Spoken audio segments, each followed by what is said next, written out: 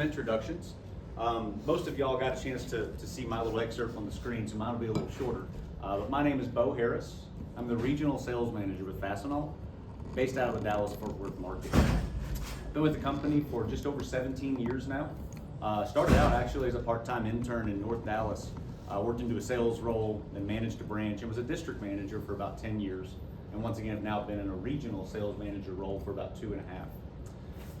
As far as my journey with Fastenal, I think it's very typical, that experience I just shared with you, because we promote from within as a company. So there's a lot of great opportunities to see direct correlation between how hard you work and the sort of success that you enjoy with your career with the organization. So I'll allow both Justin and Jake to introduce themselves. I'm going to primarily drive the presentation today, kind of doing the play-by-play, but both Jake and Justin will be kind of color commentary. So I'll be the Joe Buck to their Tony Romo. So I'll let y'all introduce yourself.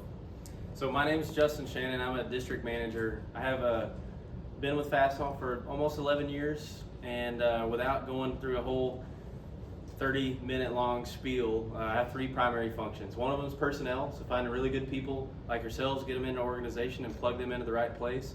And the other one is sales and finance management. So I have a team of about 80 people in the North Texas area. My name is Jake Wilkerson, and I'm a district manager just like Shannon. He took the words out of my mouth whenever it comes to what our responsibilities are. I do have a question for the room. If this had been online, who would have taken this online rather than coming into class? All right, that's good to know. Back to a little bit about me. I cover the east side of Dallas, so if anybody is on that side of the Metroplex, you guys would be something that I would be more interested in compared to Justin, who covers more of the northeast part of the North Texas. So that's who we are. Let's now pivot to talking about what it is that we're here to talk about today, which is giving you some color to Fastenal and our management and place in the industrial supply chain. So I want to start a little bit higher level with Fastenal as an organization, talking about why we do what we do. Why are our customers our customers? Heck, why are our employees our employees? And I'm going to lean off a Simon Sinek book that I'm sure many of y'all have heard of, if not already read yourself. And that is the book, Start With Why. I won't break down the entire book for you, but as it relates to Fastenal as an organization and what it is that we bring, I believe that it's very important to understand exactly what it is that makes that customer want to work with us. What is our why? So I'm going to peel back that onion for you a little bit. And when I think about what that is, it really is bringing productivity to the industrial landscape. What it is that we do as an organization is selling into what we call planned spend, the sort of items that manufacturers are using over and over and over again. And so inherent in that type of activity is the opportunity to predict and bring savings outside of just the product that you sell. And that really is the basis of our value proposition in the market. That's why we do what we do. To further expand upon why I'm leaning on this book, there's a parable that's brought up during the book, talking about a couple of stonemasons. And the story tells it in the book that this guy comes up and interviews 2 different stonemasons. The first one he walks up to and he says, "Tell me, how do you like the job that you do every day? Tell me a little bit about it." And the stonemason gets up from his knees and he goes, "I lift large boulders all day long. It's back-breaking work. It's hot outside, so I'm drenched in sweat, and I don't even know if this job will be done in my lifetime. But you know, it's a job." And the interviewer walks away from the first guy saying, "Wow, he really has negative plight, doesn't he?"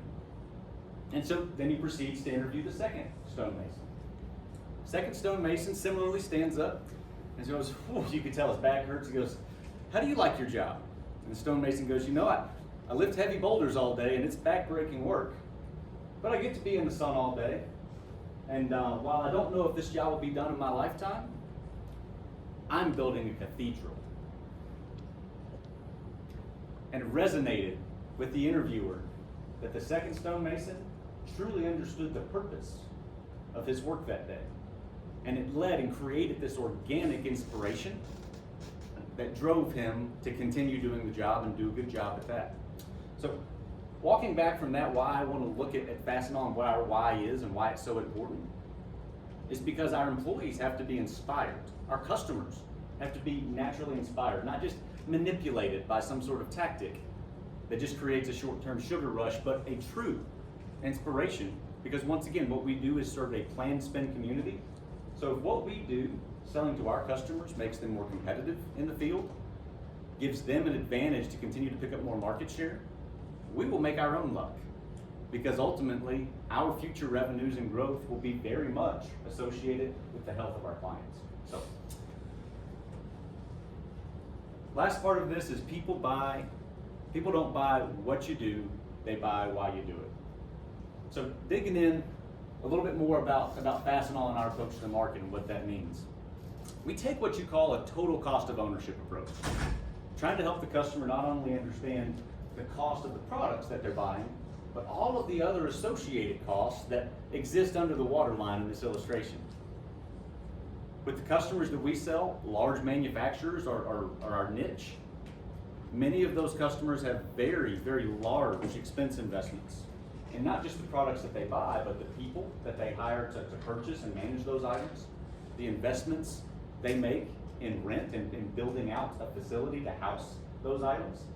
And the list goes on and so forth. There's all of this associated expense that you never see on an invoice, but in all reality, it could be the bigger part of the iceberg. And it may be items that just helping them solve walk and wait time, maybe to help them disrupt the obligation to have people walking all over the place, or maybe it's the actual management thereof, or the bulk cost expense with items. All of those, once again, illustrate or represent cost to the customer, but in ways that they can't typically quantify. So that's our sales approach, is to help them understand those costs. I've got a couple of simple charts for you in these next couple of slides that I think will juxtapose that very same principle, maybe in a little bit different way. So we as industrial salespeople can go talk to our customers and say, you know what, I can sell you that item 5% cheaper. And that's a true, rock hard cost savings to the customer that's going to be realized every time. We can do that. That's what you call lazy sales tactic, by the way. Or we can juxtapose that to another approach. Maybe that same item that they're using that we could sell them 5% cheaper. What if we could create a scenario where we sell them something that lasts longer, so they're buying 15% less? I think you would all probably agree, looking at those two simple pie charts, which one is bringing more value to the customer. Maybe a little bit second level thinking or two-dimensional thinking when we think about that second scenario. One more third chart to tie it together. If you look at this, that blue line on this chart represents the output of the customer. And between those first two examples, that's a fixed variable. They're making X amount of stuff and it costs this much to make it. When we save them 5%, sure, do we lower the orange expense line slightly? Absolutely. Does that render more profit? It sure does. That second dimension where we cause 15% less usage at the same price, even more of a rendering of savings for the customer and even more of a profit yield on that gray bar. But what Fastenal is looking to do and what our why is in the market is we believe that driving productivity, driving throughput, getting more of whatever they make out the door without more expense is the way to most positively impact them and certainly help create a brighter future for us as their partner. So you look at that third chart where we don't change anything but the output, and you tell me which gray line, the profit line, had a stronger yield. And it's helping them drive productivity in their facility, and once again, that's our why. So knowledge is power, we believe, and the neat thing about what it is and how we go to market oftentimes creates visibility, whether it's power of putting name on something, because we have like vending machines that capture information. That's called the Hawthorne effect, by the way. Assigning some accountability to usage, or maybe it's measuring cost by area or job ID, helping customers understand exactly what expense is going to what area of their business so they can track it better, or possibly just setting us up to be a more consultative supplier. At the end of the day, we can go back to that first pie chart and say, how can I potentially sell you the part cheaper? But really what drives our why is how can we analyze the current state of the business and help you produce more? And that's what a consultant does, and certainly how we want to come to the market to be known as valuable, separate us from our competition, and once again make a brighter future for the partnerships that we support. Just to support our overall growth and what we call a digital footprint, I've showed this next chart to you, and this is an ascension year over year of the percentage of Fastenal spend that is going through some sort of digital process. Maybe the customer's buying it online when they used to just give an order to a local store. Maybe it's that we're stocking a vending machine or potentially stocking a point of use location that has technology embedded in it. We are up over to where we're almost at 60% in 2023 with a goal of getting to be 80% when we become a $10 billion company, a feat that we will achieve in 2026. Doing that and continuing to put that digital footprint on something may not mean a whole lot to every customer that we support. In fact, some of them may never look at the reporting we produce. Some of them may never make meaningful decisions based off the data that comes out of that. But if you think about what we're doing, we're creating a bucket full of data around what all we do for our customer. To where in the future, when technology develops, in the future, when the customer does want to be able to make a decision based on a weaker economic time, we have all of this information to support their decision and ultimately make the right decision for the partnership. Go ahead, Jake. Oh, we have a question. How do you quantify that percentage? So it is overall total revenue, and then we take a look at the percentage of that revenue that runs through those different industry or through those different verticals within our business, whether it's e-commerce sales, vending sales, or if it's like point of use. And the neat thing is we have the data points to capture that very, very accurately. And does that data integrate with data analytics tools? It does. We're getting a little bit ahead of the presentation, but we're going to have some slides where we talk about exactly how that happens. But yes, that's to me the biggest point, is that as technology develops, we actually have tangible data to feed that technology to make it much more beneficial to both us and the client. Thank you. Thanks for the questions.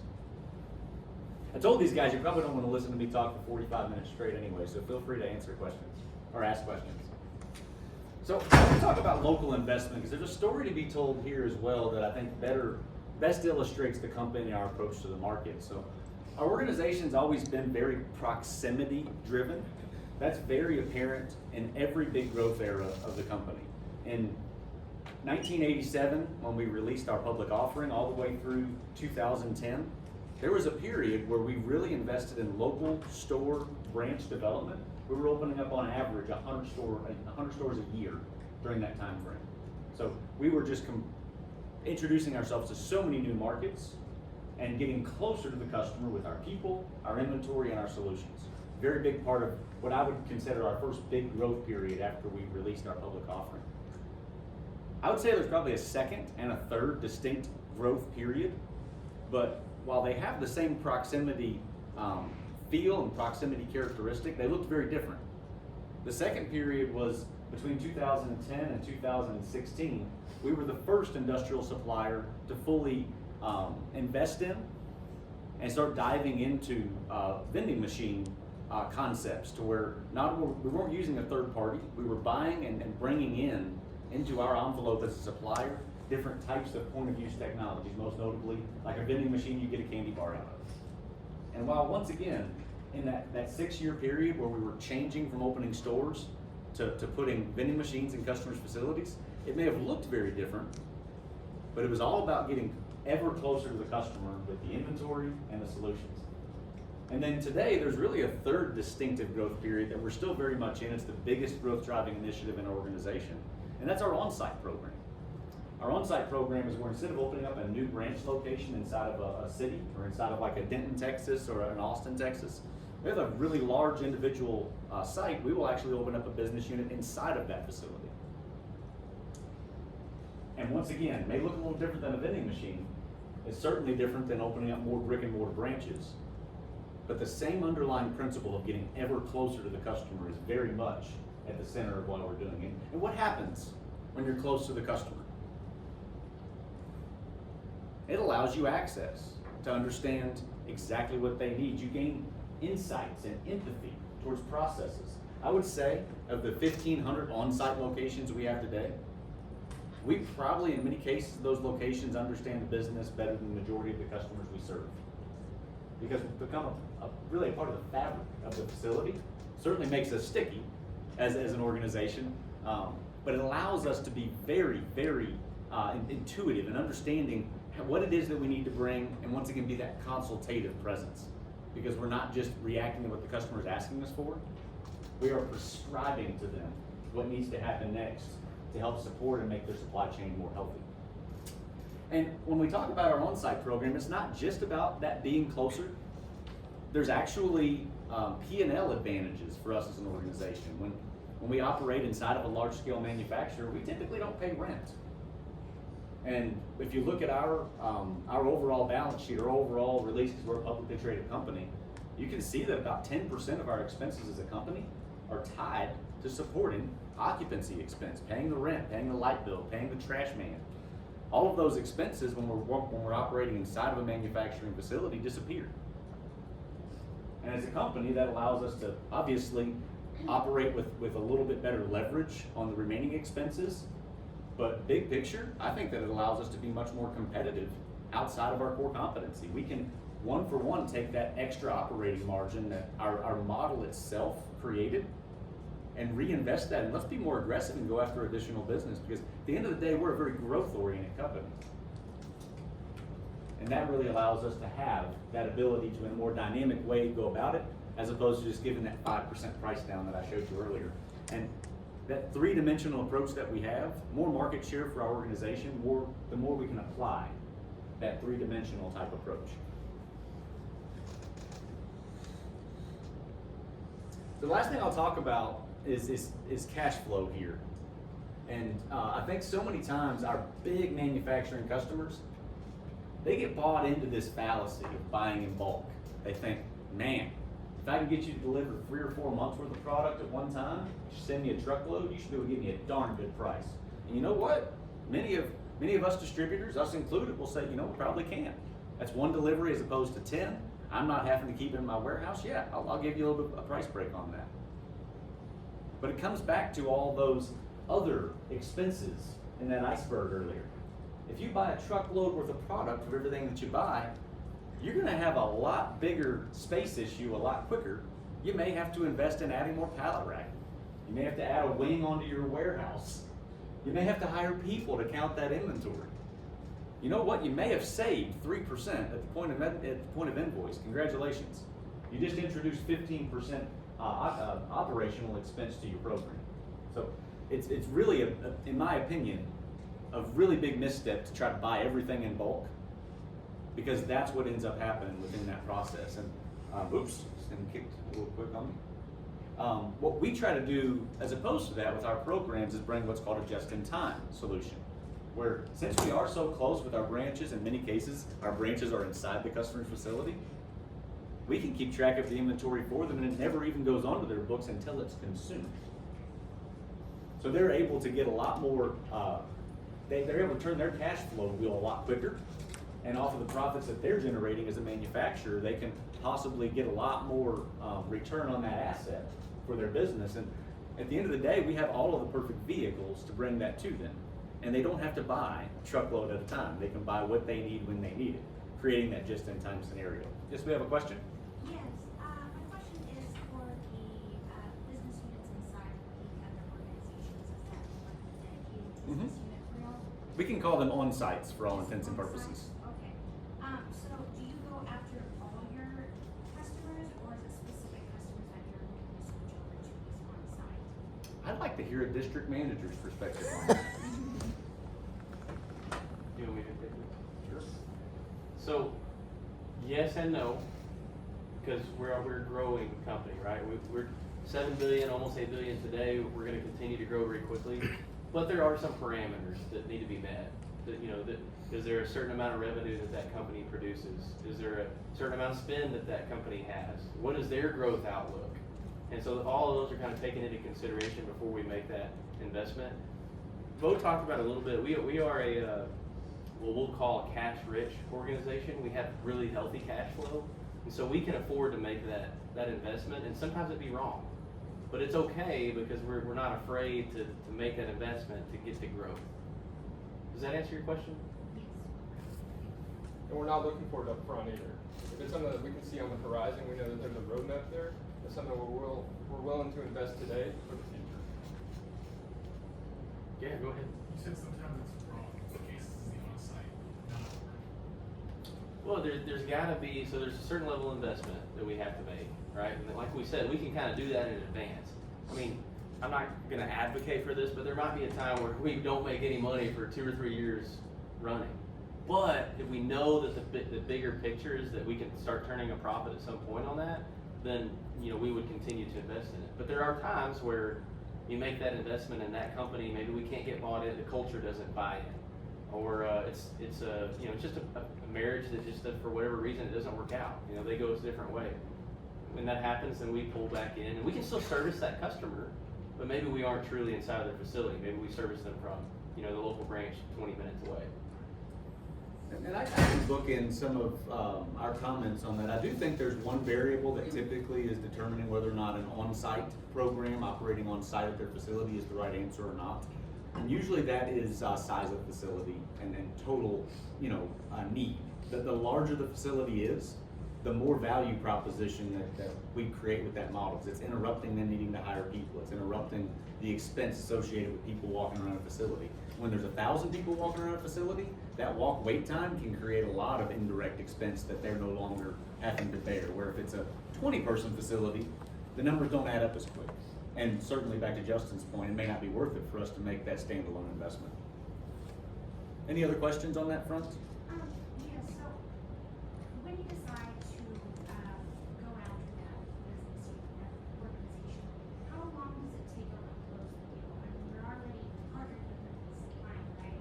So is there a lot of romancing involved, or do you just have to show them the data? I would say that a lot of times that depends on the facility and what it is that the customized solution is going to encompass. We're a very diversified product category presenting company. Like, we sell a lot of different types of things, and that gets us into different industry verticals, whether it be supporting a large food and bev facility or customer, or potentially it's supporting an aerospace customer. And I would say you stack those two up side by side, and the second one may have some more red tape associated with it. If you're selling an OEM product where the incumbent may already have a year's worth of inventory that's been signed off on, that would obviously lead to a longer transition and probably sales cycle.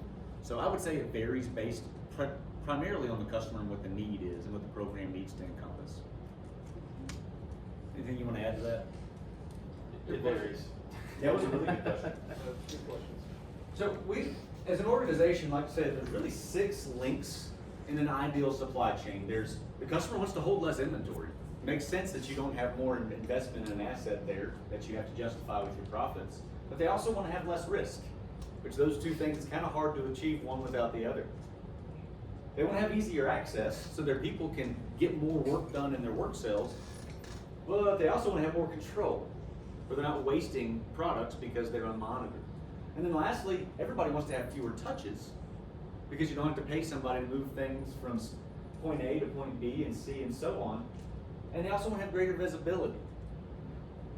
So a lot of what you look at with those different links is Fastenal solutions really help marry up to each one of them. Can you have less inventory? If a vending machine has Fastenal owned inventory in it, or our tool crib has inventory until you take the product, absolutely. But can you also still have that ease of access where the inventory is there? 100%. And the more control piece of it, you really don't have to pay a clerk at a tool crib to sign stuff out on a piece of paper or through Excel. We have technology that does that for you. Neither one of us have to do that.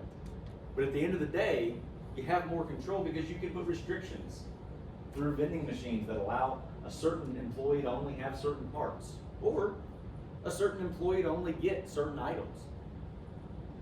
And at the end of the day, that's how you manufacture a cost reduction, by embracing technology and working with your supplier base, as opposed to making one-off standalone investments as a manufacturer that adds zero value to your end user. So thinking through our process with our FMI technology, which is Fastenal Managed Inventory Solutions. We like to put Fastenal in a lot of different acronyms. You'll see a little bit of that the more that you get to know us. But that FMI roadmap really breaks down into 3 areas. One is service. I talked about proximity earlier, how we opened up a lot of stores between 1987 and 2010. We still have over 3,200 in-market locations across 28 different countries. So we have a big footprint. If there's a manufacturing facility there of any size, chances are we were within 30 minutes. So we're able to provide that next level service, which can technology interrupt a lot of things that human hands have to touch? Absolutely, we're banking on it. That's our approach to the market. Are there sometimes fire drills that take place, however, where it's good to have a human being be able to solve a problem? I would say the answer there is also yes. And many times our proximity allows us to answer that bell.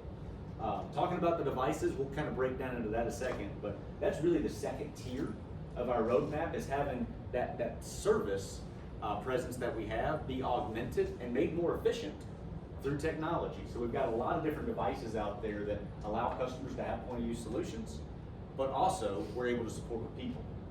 And then lastly, data. If I had to look forward 10 years in Fastenal's future, I would say we're probably going to be known more as an integrator and a data production company. That's almost the most valuable part of what we bring to a lot of our partnerships today, is we can give customers insights into the usage of C-class consumables that they don't typically have the appetite to invest in numbering within their SAP system or their other EDI or operating platform system. But we do. That's what the vending machine is doing while everybody else is sleeping, is capturing what's being used in the facility. So all of that is automatically there, and I think it makes us a very sticky solution as far as looking at it from our point of view. It makes us very valuable in offering insights into the customer's usage. So you talk about the device side of it, there's a wide bevy of different solutions because we are a very customized approach company. We don't have, hey, this one size fits all type of solution. So many of our customers use a wide variety of different solution types, but almost all of them create that digital footprint that's going to be so important for us. The first thing is fast stock, which is a very simple, like there may be items like what you see here on the screen that are like fasteners and things that are just one-off consumable items that maybe even a maintenance person is using. But what we've created is what's called a planogram behind the scenes. So whether it's, even if it's a manual cabinet where somebody is getting something out, when our folks come back to restock those items, they are restocking them to a certain location there that has a certain unique ID. And so we can look back 5 years on usage reports, and based off that planogram that said what part was in what area, we can render and give customers usage by part and usage by location. That helps us understand, as their business evolves, what changes we might need to make in their vendor managed inventory. But very, very simple, but honestly, probably very industry leading and hallowed part of what it is that we bring to some manual processes for our customers. That once again gives us that digital footprint. The next two slides are a little bit more advanced from a technology standpoint. We have something that's called Fast Bin, and this breaks down into two primary different categories, which is RFID and infrared. So this is areas where we're keeping product stocked for a customer, but we have technology embedded inside of a bin or other product holding device that helps signal to us what's being used and what needs to be replenished. The RFID, I think I have another, yeah. The RFID itself is pretty simplistic technology. There's a gateway that sits above a rack, and there's either cards or a bin itself has to pass into that RFID gateway to signal to one of our branch employees that work for Justin and Jake to come out and restock it. Very simple, but it's an automatic trigger for us. And if you think about what that means for us as a supplier, instead of going out and seeing what the customer needs and then going back to my store and then going back out to take it, this thing tells me exactly what to bring the first time. So as hiring managers, now Justin and Jake are positioned to where they can probably offer a little bit more of a premium on attracting talented people to the organization because they're getting a lot higher productivity level even out of our entry-level fulfillment roles. Infrared, similar type concept, but a little more advanced and specific type of data that's rendered. This is more like a gas gauge kind of concept. So if somebody's buying something within a production environment for us and they can't ever afford to run out of this specific widget on their line, it will tell us in a green, yellow, red type of way of, is this item getting close to needing to be replenished? And then we can make a judgment call locally. Do we want to go ahead and fill it up at yellow based on spin trends? Or are we okay waiting till it gets to red based on the velocity of typical usage? And then pretty brand new, I think it just got released, what, 6 months ago? Our Fast Click. I think this is a really, really unique solution because it allows the customer to interface and make more of the decision in a way that's so simple. It's something where there's a click button that's installed for each individual inventory location, where a different press on it will indicate a different thing to us as a supplier. And the color that it is coded, when somebody walks past it, says whether or not it's already on order or not. The reason I think this is so dynamic is because many times with really large facilities, which is what we are really good at, is supporting your 1,000-person manufacturing plant, there may be other things that Fastenal can't sell, such as chemicals or maybe some advanced electrical components that have a proprietary nature to them.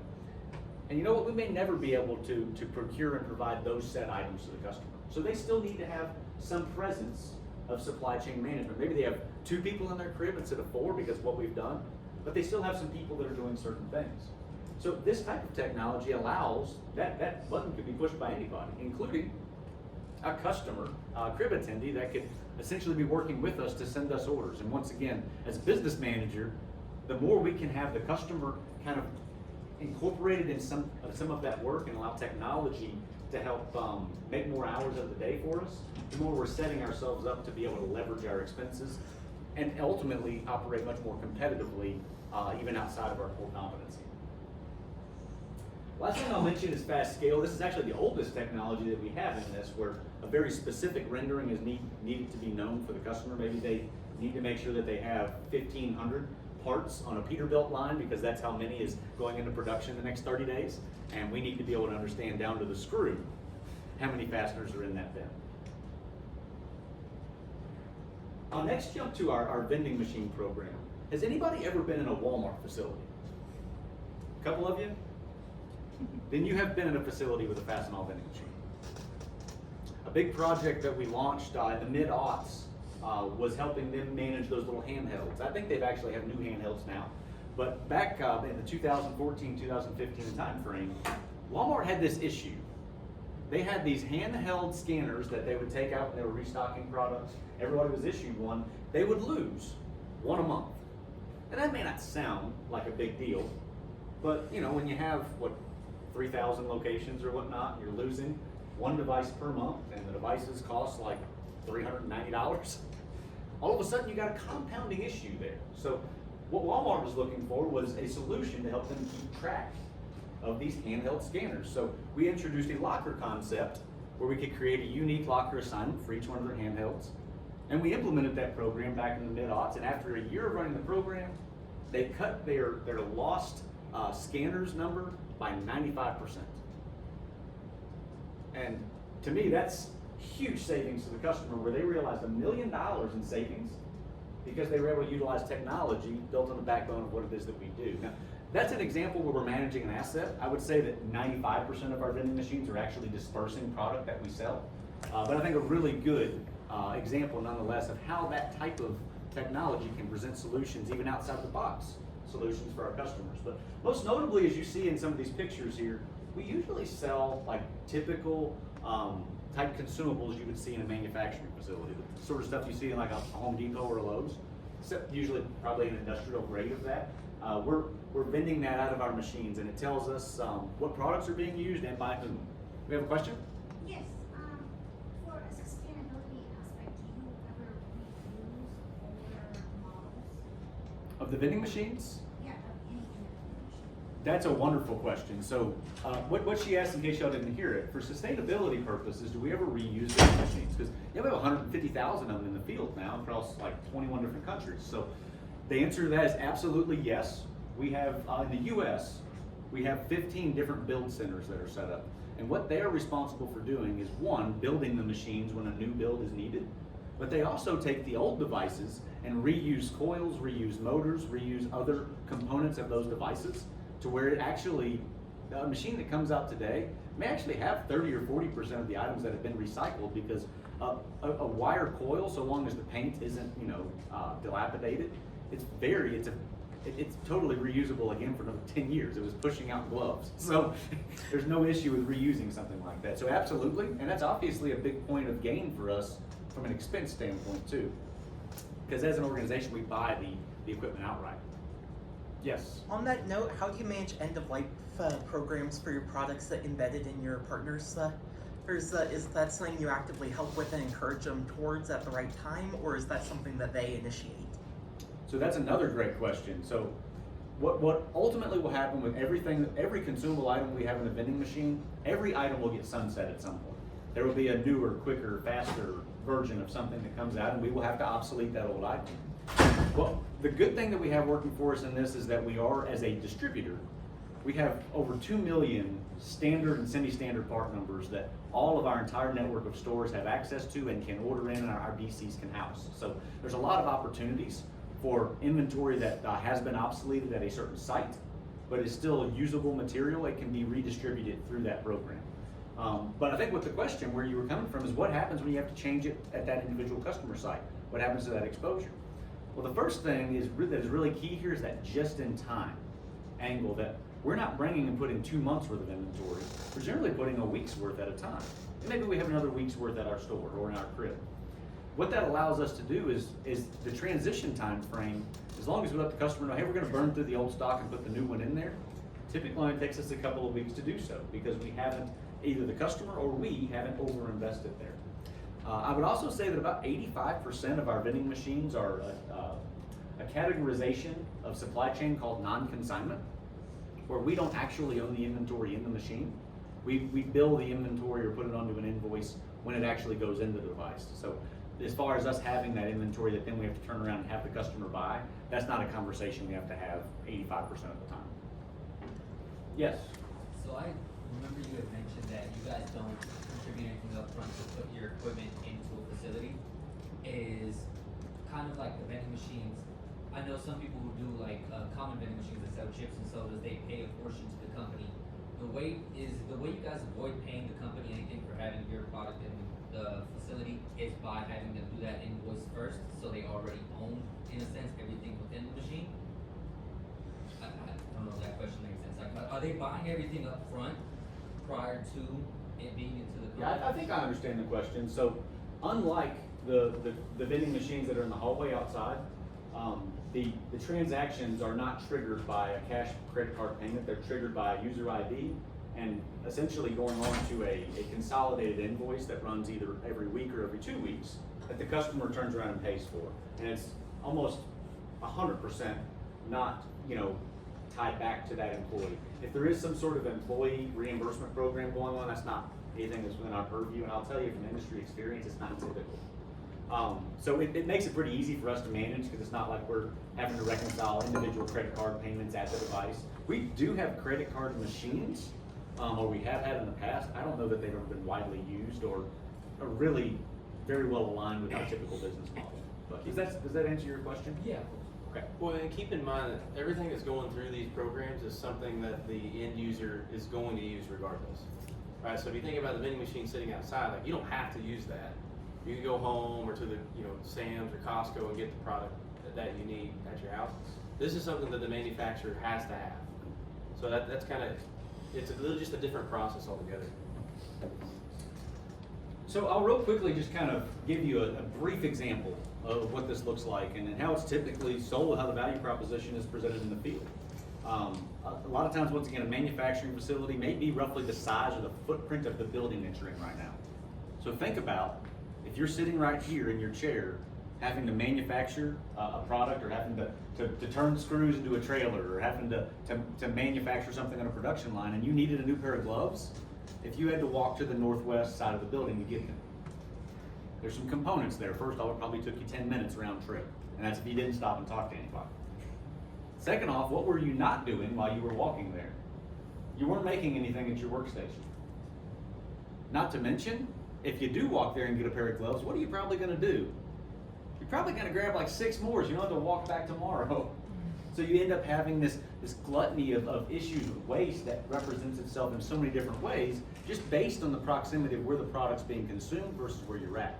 So a big part of the value proposition to the customer and to the individual user for that matter is we can customize the products that are used in a certain work cell to have those exact right products in the vending machine. We have different size machines, so if they don't need that much product, it can be a smaller machine.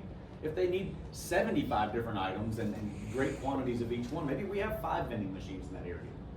And at the end of the day, if they need items that are bigger and don't fit in a coil, we have lockers that go on the side that are all different shapes and sizes, and we can fit almost anything imaginable in there. So what we've done there is created not only that interruption of waste that I just mentioned to you, but we've also captured all this information about this nice man with a helmet type haircut there. We now know what he's used, when he used it, how much he used, and future looking, we can come back as a consultant to the customer and say, hey, it looks like Johnny and the 15 people like him in room 170 typically use 17 of these hammers every month.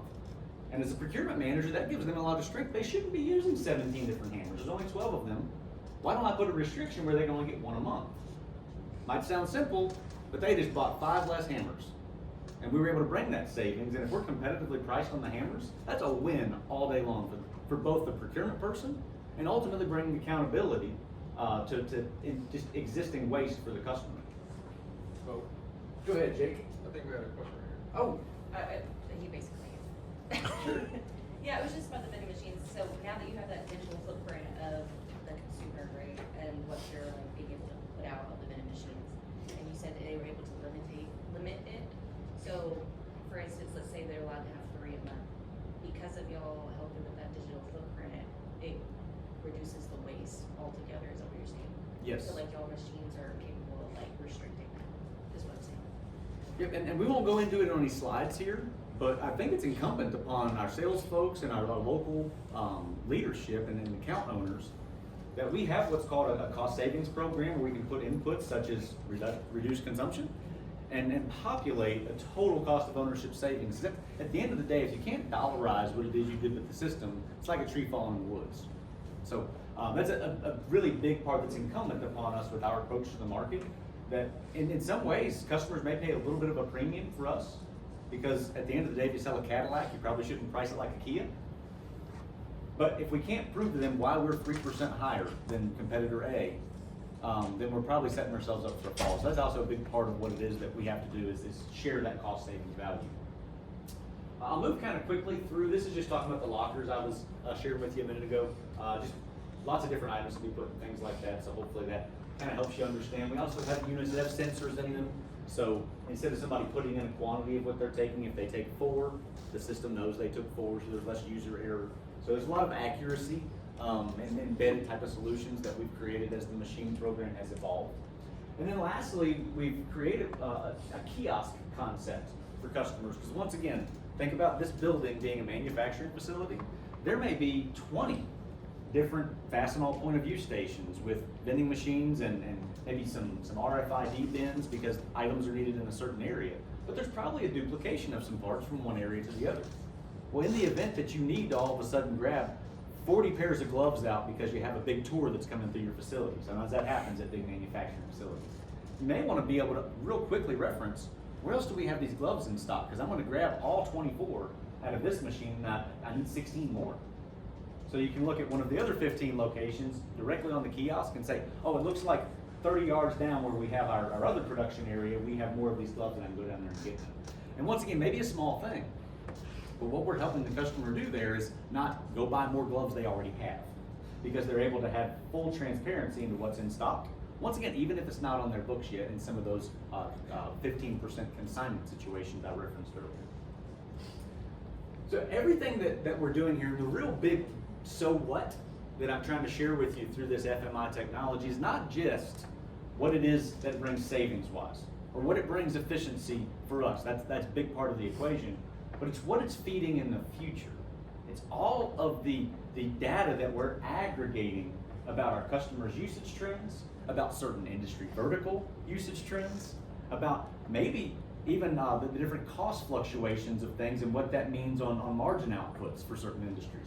All of these data points that we have down to the point of use is continuing to pile up into this lake that's going to help us make decisions to where it will drive certainly great analytical decisions for our distribution centers. Because at the end of the day, when you run an $8 billion company, you really need to be able to make smart decisions in where you're buying inventory to put it in those DCs. So it's going to help give us good information to feed that all the way down to the user level. It'll also generate tremendous reporting for our customers where they can have confidence that we are managing their supply chain, not overselling them and show them exactly what's being used where. But big picture, we want to continue feeding into machine learning and feeding into artificial intelligence to where we can have recommendations on what to do, and we're already seeing some of that within our business.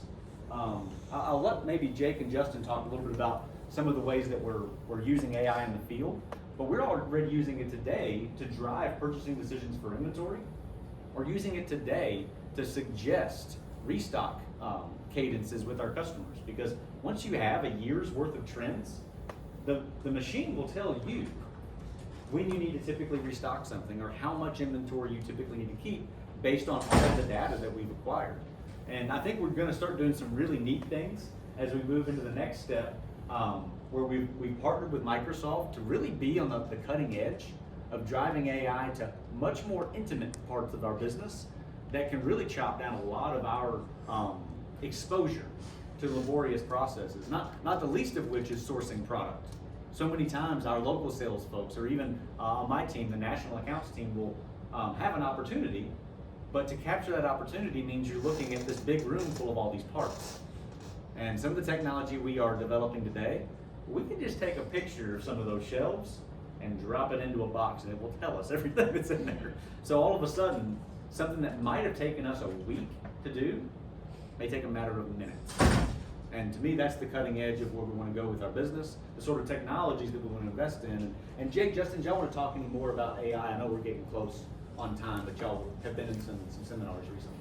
I think one of the biggest things that we're taking away from it right now is whenever we walk into a facility and we're asked to take on a sourcing event, right? Where we're trying to help take on this business within this customer.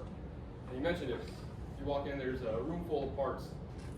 That's a little bit of overwhelming for us because of the time suck that it's going to take for us. And what we're being able to do with AI right now is being able to walk up to a shelf, take a picture, make sure it's a good picture. You're able to dump that into the AI. And I had a call with my team, and I did a little bit of a skill with it where I had one of my most tenured employees. I sent him this same picture that I was showing to the rest of my group.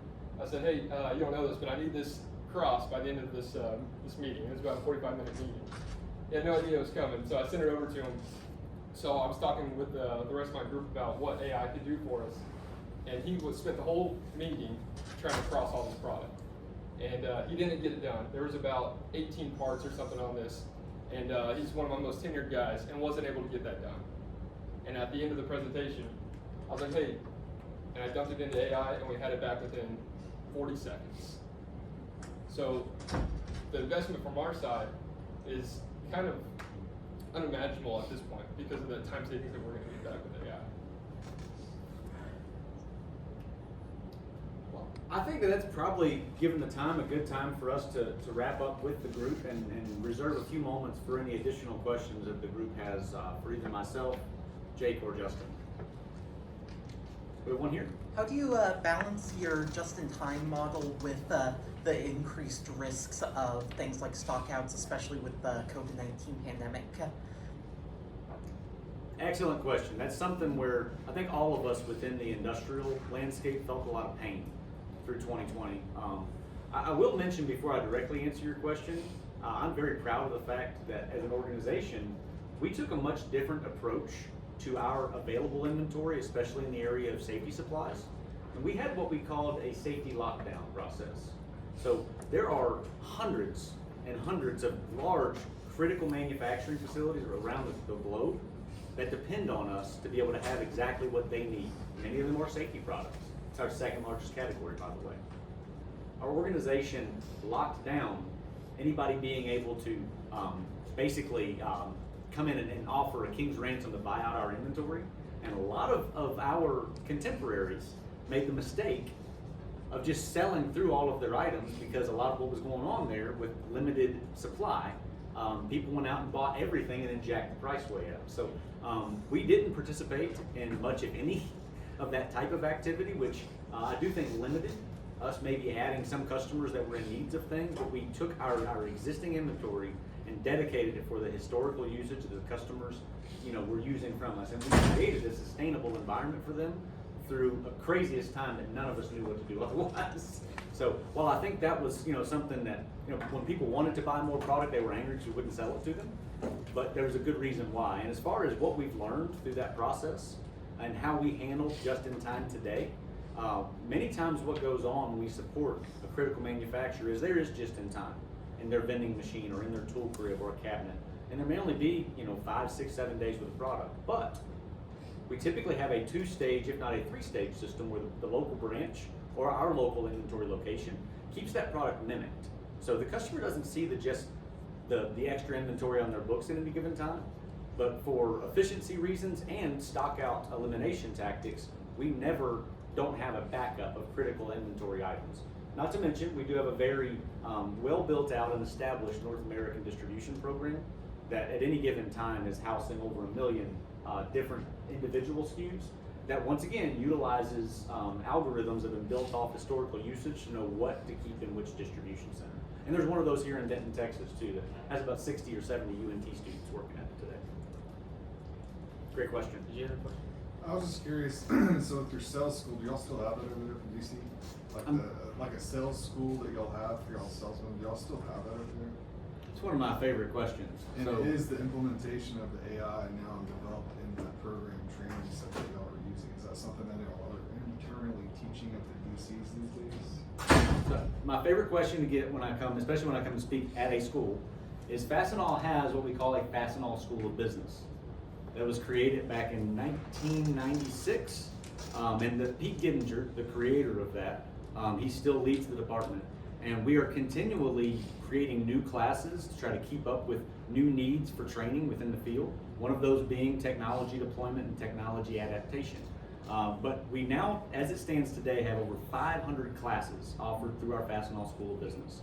440 or so of those are all in online classes that you can take on demand or at the ready, where there's videos and whatnot. But there's another 60 classes that are instructor-led, where we have live interface with live instructors. We have, I believe, 24 instructors on staff between full-time and an aide type of folks that support that team. And we not only have those courses available for people to take, but we have an expectation that there's 30 hours of continuous improvement and continuous learning through those credit hours that are accrued every single year by our employees. So one of the more famous or popular classes over the last year has been some of our technology adaptation classes. But yeah, great question, and it's something that as an organization, we feel like it's incumbent, since we promote from within, to offer all of the options for people to self-train themselves and learn more about where they want their career to take them.